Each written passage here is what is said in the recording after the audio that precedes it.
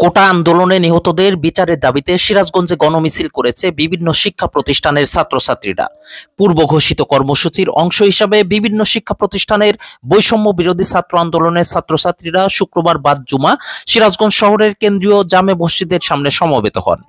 সেখান থেকে শুরু হয়ে মিছিলটি বাজার স্টেশনে মুক্তির সোপানে গিয়ে শেষ হয়। এ সময় মিছিলকারীরা নানা স্লোগান দিতে থাকেন।